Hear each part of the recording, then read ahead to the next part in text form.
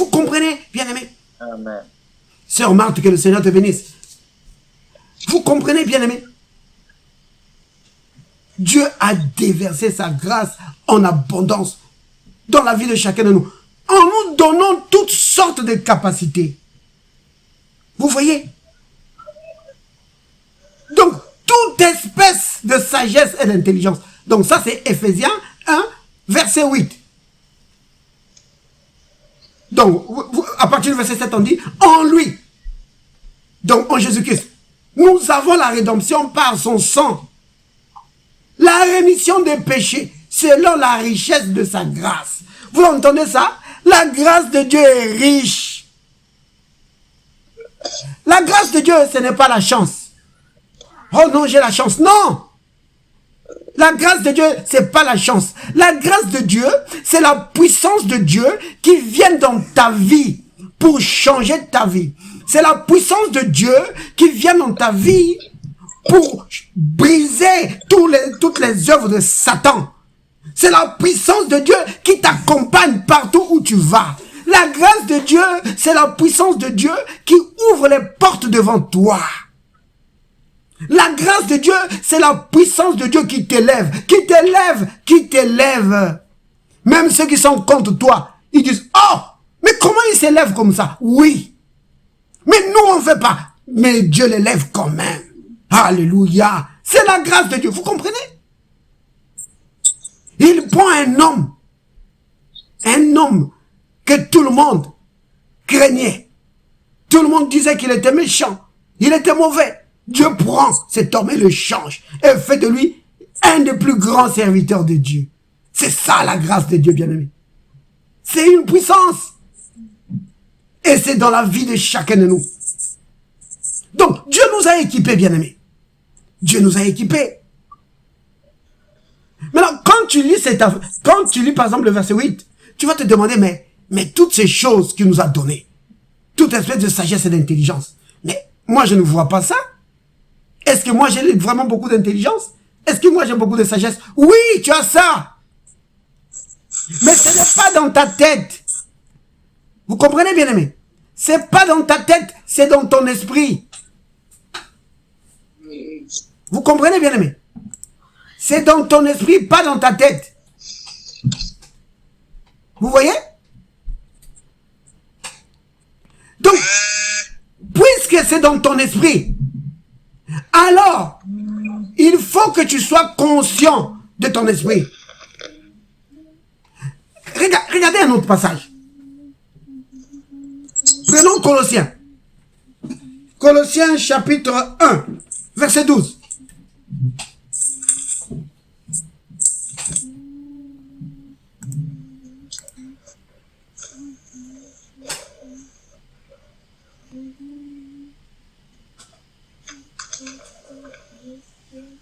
Je peux lire? Oui, tu peux lire. Rendez grâce au Père qui vous a rendu capable d'avoir part à l'héritage du saint dans la lumière. Amen. Vous entendez ça? Rendez grâce au Père. Maintenant, ici, quand on dit rendez grâce, ça veut dire quoi? Ça veut dire, soyez reconnaissants. Dites merci à Dieu. Vous comprenez? Rendre grâce, c'est remercier le Seigneur. Donc, remerciez le Père. Pourquoi? Parce qu'il vous a rendu capable. Vous comprenez ça? Rendre capable, ça veut dire quoi? C'est être équipé. Donc, ce passage, on peut lire ça comme ceci. Remerciez le Seigneur, remerciez le Père de ce qu'il vous a donné des capacités. Vous voyez? Dieu nous a donné des capacités pour prendre part à l'héritage des saints dans la lumière. Ça veut dire quoi ça? Ça veut dire que la grâce de Dieu qui est venue dans notre vie nous a donné des capacités, mais c'est des capacités surnaturelles. Donc, ça se trouve dans notre esprit. Vous comprenez, bien aimé? Ce n'est pas dans notre corps, c'est dans notre esprit. Parce que quand Dieu traite traite avec nous, il traite au niveau de notre esprit. Vous comprenez, bien-aimés? Dieu, quand il traite avec nous, il traite au niveau de notre esprit. Pourquoi? Qui peut me dire pourquoi?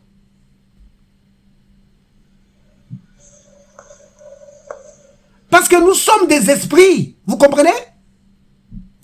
C'est parce que nous sommes des esprits qui habitons dans des corps. Vous comprenez? Donc, ce que tu es, mon frère Jean-Nicodème, ce n'est pas ce que tu es dans ton corps. C'est ce que tu es dans ton esprit. Vous comprenez? Chacun de nous, chaque être humain ici sur la terre, nous sommes tous des esprits. Je sais que beaucoup de gens pensent qu'ils sont que corps. Et ils pensent que le jour où ils vont mourir, tout sera fini. Mais non! Ils vont être étonnés que le jour où ils vont mourir, le corps va aller dans la tombe, mais l'esprit va continuer à vivre. Et si tu étais chrétien, tu vas chez Dieu. Et celui qui n'était pas chrétien, il va en enfer. Vous comprenez? Nous sommes des esprits. C'est pourquoi quand Dieu agit dans ta vie, il va faire ça, il va déposer ça dans ton esprit. Vous comprenez? Donc, les capacités dont on parle ici, quand on a lu tout à l'heure qu'il a déversé sa grâce sur nous en abondance, par toute espèce de sagesse et d'intelligence, c'est dans notre esprit. Maintenant, par la foi, tu vas télécharger ça. Alléluia. Vous comprenez? C'est comme quand tu... Regardez, c'est comme quand tu as un ordinateur. Quand tu as un ordinateur, tous les programmes dont tu as besoin, par exemple, si tu veux utiliser, par exemple, un traitement de texte, tu vas utiliser, par exemple, Word. Ben, Word se trouve dans ton ordinateur. Tu l'as installé là. C'est là-dedans. Mais quand tu allumes l'ordinateur, au départ, tu ne le vois pas. Tu vois? Tu ne le vois pas. Mais il suffit que tu cliques sur l'icône de Word, alors tu vas voir que le système va aller chercher le programme et il va l'afficher. C'est ce que la foi fait. Quand tu sais l'utiliser, la foi va aller chercher les bénédictions que Dieu t'a données, qui sont dans ton esprit. Et ça va commencer à agir dans ta propre vie. Je ne sais pas si vous comprenez bien, ami. Vous comprenez? Regardez. Oui. Regardez, prenez Éphésiens. Éphésiens chapitre 1 au verset 3. C'est un passage que nous connaissons très bien. C'est un passage que nous connaissons très bien. Éphésiens 1. Dieu, oui. Béni soit Dieu, le Père de notre Seigneur Jésus-Christ, qui nous a bénis de toutes sortes de bénédictions spirituelles dans les lieux célestes en Christ. Amen. Alléluia. Vous avez vu ça? Béni soit Dieu. Alléluia. Pourquoi? Mais parce qu'il nous a bénis. De toutes sortes. Vous entendez ça, bien-aimé? Toutes sortes de bénédictions. Oh là là. Vous comprenez? Qu'il n'y a pas une bénédiction que tu manques dans ta vie. Le Seigneur nous a bénis de toutes sortes de bénédictions spirituelles. Vous avez entendu? Où ça? Dans les lieux célestes en Christ. Donc, Dieu a mis dans notre esprit toutes sortes de bénédictions. C'est là-dedans. Vous comprenez? C'est là-dedans. Dieu, donc, le Seigneur t'a donné la force, il t'a donné la foi, il t'a donné la bonne, tout est dedans, la bonne santé, toutes sortes de bénédictions dont tu as besoin pour ta vie. C'est là-dedans dans ton esprit. Vous voyez? C'est pourquoi l'apôtre Paul, il disait ceci, on est dans Éphésiens. Vous avez vu le verset 3? Il est dit aux chrétiens d'Éphèse. Donc, Éphèse, c'est une ville qui existe encore jusqu'aujourd'hui, en Turquie. Donc, il écrivait aux chrétiens qui étaient en Turquie. il leur disait, Dieu nous a bénis, bien-aimés, que tu sois juif ou grec ou turc ou français ou africain. Dieu nous a bénis de toutes sortes de bénédictions. Oui, des bénédictions spirituelles. Et la raison pour laquelle c'est spirituel, je vous ai expliqué, c'est parce que nous sommes des esprits. Il nous a bénis. Maintenant, l'apôtre Paul, il leur dit ceci, au verset 15, toujours dans le même chapitre, il leur dit ceci. Il dit, c'est pourquoi, moi aussi, ayant entendu parler de votre foi au Seigneur Jésus, et de votre charité pour tous les saints, je ne cesse de rendre grâce pour vous. Faisons mention de vous dans mes prières. Pourquoi? Afin que le Dieu de notre Seigneur Jésus-Christ, le Père de gloire, vous donne un esprit de sagesse et de révélation dans sa connaissance. Et qu'il illumine les yeux de votre cœur pour que vous sachiez quelle est l'espérance qui s'attache à son appel et quelle est la richesse de la gloire de son héritage qu'il réserve aux saints. Vous voyez? Dieu nous a bénis. Mais beaucoup d'enfants de Dieu ne savent pas ça, qu'ils ont été bénis. Vous voyez? Beaucoup ne savent pas ça. C'est pourquoi quelqu'un quelque part là va leur dire, oh, donnez $1000 et alors Dieu va vous bénir. Et il donne. Mais la Bible dit que Dieu t'a béni de toutes sortes de bénédictions. Amen. Vous voyez? Bien aimé, il faut comprendre ça. C'est vraiment important que Dieu nous a bénis de toutes sortes de bénédictions dans les lieux célestes en Christ. Mais maintenant, pour que tu réalises ce que c'est, il faut que l'Esprit de Dieu, le Saint-Esprit, c'est lui le Saint-Esprit qui est l'Esprit de sagesse et de révélation. Il faut que lui t'ouvre les yeux. Les yeux de ton esprit. Il faut qu'il t'ouvre l'esprit. Vous comprenez, bien-aimé? Donc, c'est l'Esprit du Seigneur qui doit te donner ça. Vous voyez? Quand le Saint-Esprit ouvre ton entendement, alors tu saisis les choses de l'Esprit. Vous voyez, bien-aimé? Tu saisis les choses de l'Esprit.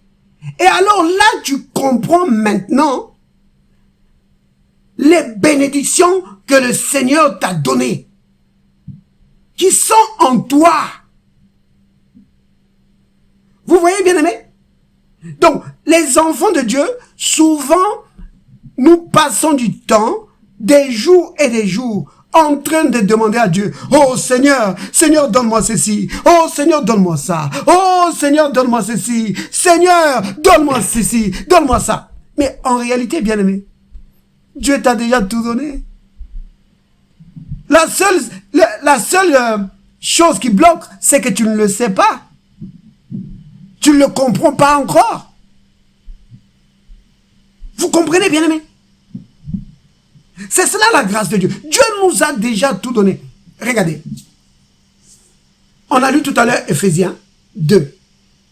Donc, Ephésiens 1 plutôt. Vous avez vu la richesse de ce passage. Comment on montre les richesses de sa grâce dans la vie d'un chrétien. Bien-aimé, être chrétien, oh bien-aimé, c'est une grande chose. C'est vraiment grand.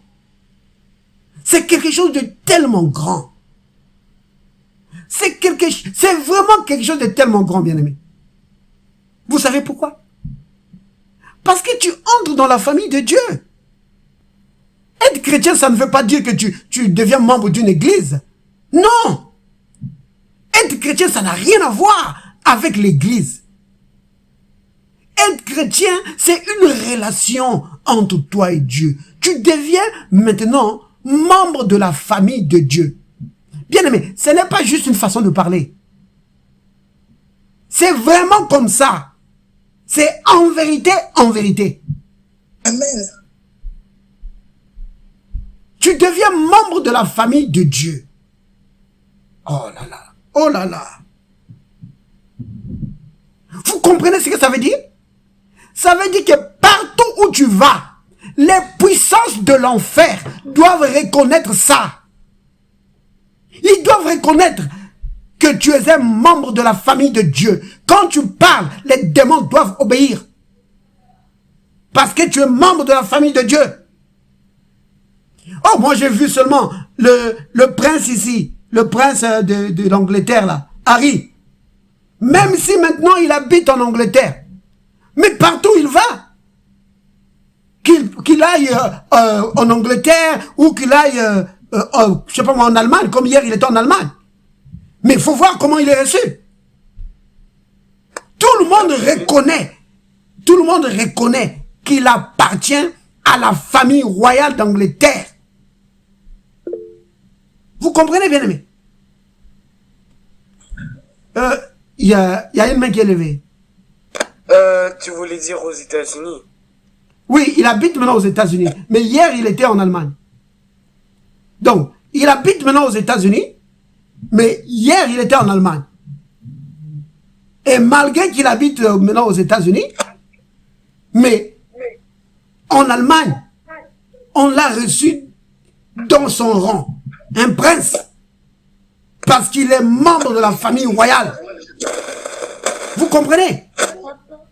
Quand tu deviens membre de la famille de Dieu, les puissances des ténèbres doivent reconnaître ça. Vous comprenez, bien aimé? Les puissances des ténèbres doivent reconnaître ça. Dieu nous a bénis de toutes sortes de bénédictions, bien aimés. Sa grâce de Dieu a été déversée en abondance sur nous. Et la raison pour laquelle les chrétiens sont souvent vaincus, c'est à cause de l'ignorance. Vous comprenez, bien aimé? Parce que les chrétiens, ils ne savent pas qui ils sont. Ils pensent que c'est seulement l'église, que c'est le prêtre ou c'est le pasteur qui a fait de toi un enfant de Dieu. Non, ce n'est pas le pasteur ou le prêtre ou le pape qui fait de toi un enfant de Dieu. Non. Le jour où dans ton cœur, tu as ouvert ton cœur à Jésus et que tu as accepté Jésus comme ton sauveur, ce jour-là, Dieu lui-même a mis dans ton cœur son esprit. Vous comprenez?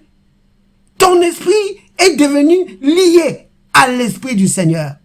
Et ce jour-là, tu es entré dans la famille de Dieu. Vous comprenez? Il a déposé un héritage glorieux dans ton esprit. C'est là, au-dedans de toi. C'est pourquoi l'apôtre Paul priait pour que les chrétiens d'Éphèse, parce que vous comprenez que ces gens qui étaient à Éphèse, c'était des non-juifs. C'était des Turcs. Donc à l'époque, on les appelait pas des Turcs. Mais c'était des gens donc de cette... Donc c'était pas des juifs. Alors ces gens-là, ils avaient leur Dieu. Par exemple, à Éphèse, ils avaient une déesse. Une déesse qu'on appelait Diane. Vous comprenez? C'était ça. Ils adoraient Diane. Si vous voulez voir ça, c'est dans le livre des Actes des Apôtres. Les gens d'Éphèse adoraient Diane. Diane, c'était leur déesse. Alors, quand ils ont donné leur cœur à Christ, l'apôtre Paul leur montre maintenant que vous êtes maintenant en contact avec le vrai Dieu. C'est un Dieu qui parle. C'est un Dieu avec qui tu peux parler. Oui, c'est un Dieu qui se manifeste. C'est pas juste un morceau de bois qui ne fait rien. Quand tu es dans les problèmes, tu lui parles, il ne te répond pas. Non, le Dieu véritable parle. Il agit. Il manifeste sa puissance. Donc c'est ça qu'il était en train de leur montrer. Il leur montrait que le Dieu véritable, il a mis dans votre esprit une grande richesse, un grand héritage. Mais il faut que son esprit vous ouvre l'intelligence pour que vous puissiez comprendre cela. Vous voyez? Il faut que l'intelligence soit ouverte, l'entendement soit ouvert pour comprendre cela. Regardez un autre passage. C'est dans les livres de Corinthiens. Maintenant, ici, on est à Corinthe. Corinthe, c'est où? Corinthe, c'est en Grèce. Ça veut dire quoi? Ça veut dire que vous avez juste traversé le Bosphore. Le Bosphore, c'est l'eau qui sépare la Turquie et la Grèce. Quand tu traverses de l'autre côté, tu quittes la Turquie, tu es maintenant en Grèce. Alors donc, c'était vraiment des voisins. Ou c'est encore des voisins aujourd'hui. Donc, ici maintenant, on est chez les Grecs, à Corinthe. Alors, qu'est-ce que l'apôtre Paul dit? Eux aussi, surtout les Grecs. Les Grecs, c'est l'un des peuples qui avait des dieux de toutes sortes. Et alors, ils ont abandonné leur Dieu là qu'ils avaient et ils ont cru maintenant dans le vrai Dieu, le Seigneur Jésus-Christ. Alors, l'apôtre Paul leur montre. Il leur montre ceci. Regardez. 1 Corinthiens chapitre 2, à partir du verset, il y a beaucoup, hein. Mais on va prendre juste le verset 11 et le verset 12. Alors, il dit ceci, pour que ça aille vite, hein, je vais lire. Hein. Lequel des hommes, en effet, connaît les choses de l'homme, si ce n'est l'esprit de l'homme qui est en lui? De même, personne ne connaît les choses de Dieu si ce n'est l'esprit de Dieu. Vous comprenez ça, bien-aimés? L'apôtre Paul est en train de dire aux bien-aimés de Corinthe, il leur dit que celui qui connaît les choses qui se passent dans la vie d'une personne, c'est la personne. Par exemple, moi, je peux vous dire qu'il y a telle chose dans ma vie, il y a telle chose dans ma vie. Mais sinon, vous ne le sauriez jamais. C'est pourquoi il dit que celui qui connaît les choses de l'homme, c'est l'esprit de l'homme. Et celui qui connaît les choses de Dieu aussi, c'est l'esprit de Dieu. C'est-à-dire que si l'esprit de Dieu ne t'enseigne pas les choses de Dieu, tu ne les connaîtras pas. Vous comprenez? Parce que c'est lui qui connaît les choses de Dieu. Donc, il n'y a pas de chrétien sans le Saint-Esprit. Si le Saint-Esprit ne travaille pas dans ta vie, tu ne peux pas être chrétien. Vous comprenez? C'est le Saint-Esprit qui travaille. C'est lui qui fait de nous des chrétiens.